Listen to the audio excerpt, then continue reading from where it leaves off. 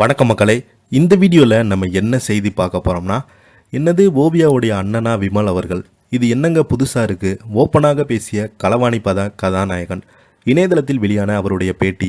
வாங்க என்ன தகவல் என்ன செய்தின்னு இந்த வீடியோவில் விரிவாக பார்க்கலாம்.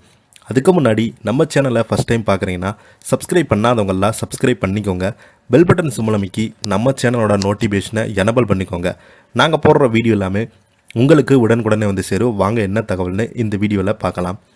படத்தில் நடிக்கின்றையோ இல்லையோ, ஓவியா குறித்து தகவல் ஏதாவது இணையதளத்தில் வலம் வந்து விடுகிறது, அல்லது ஓவியா குறித்து சுவாரஸ்யமான விஷயங்களை செய்தாகி விடுகிறது. அந்த வகையில் தான் தற்போது ஒரு தகவல்களை நடிகர் விமல் கூறியது ஓவியா குறித்து வேகமாக பரவி வருகிறது. அது குறித்து இந்த தொகுப்பில் காணலாம். கடந்த 2010ஆம் ஆண்டு இயக்குனர் சர்க்குணம் இயக்கத்தில் விமல், ஓவியா, சரண்யா, பொன்வண்ணன், கஞ்சா கருப்பு உள்ளிட்ட பலருமே நடிப்பில் வெளியான படம் தான் களவாணி. இந்த படம் வெளியாகி ரசிகர்கள் மத்தியில் நல்ல வரவேற்பை பெற்று வந்தது. படத்தில் இடம்பெற்றுள்ள பல காட்சிகள் நகைச்சுவையோடு உருவாக்கப்பட்டது. மக்கள் மத்தியில் பெரும் வரவேற்பு பெற்ற படம் தான் செம்ம ஹிட் அடித்தது. இந்த படத்தின் மூலம் விமல், ஓவியா உள்ளிட்ட நடிகர்கள் மக்களிடம் பார்த்தீங்கன்னா அபிமான நடிகராக உருவெடுத்தாங்க. படம் கிராமத்து கதையை மையப்படுத்தியிருந்தாலும் ரசிகர்களை ரொம்பவே விறுவிறுப்பாக இந்த திரைப்படம் கொண்டு போனது. படம் பிரம்மாண்டமான வெற்றி பெற்றதால் படத்தின் 2ஆம் பாகத்தினை படக்குழு எடுத்தது. குறிப்பாக படத்தின் முதல் பாகத்தினை நாசர் தயாரித்திருந்தார்.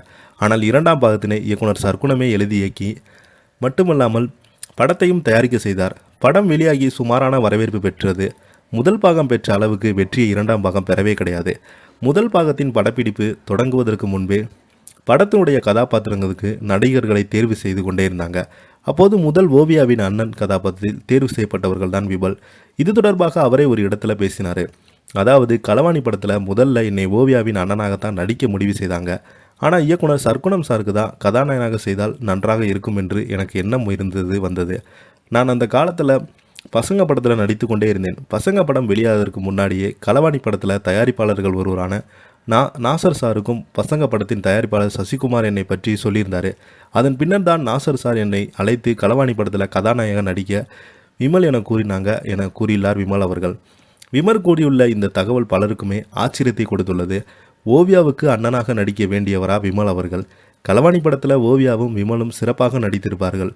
இவர்கள் இருவரும் தான் சரியான கதாபாத்திரம் தேர்வு என கமெண்ட்கள் செய்து வருகிறாங்க. தொடர்ந்து பார்த்தீங்கன்னா விமல் அவர்கள் நிறைய திரைப்படங்களில் கமிட் ஆகி நடித்து வராங்க.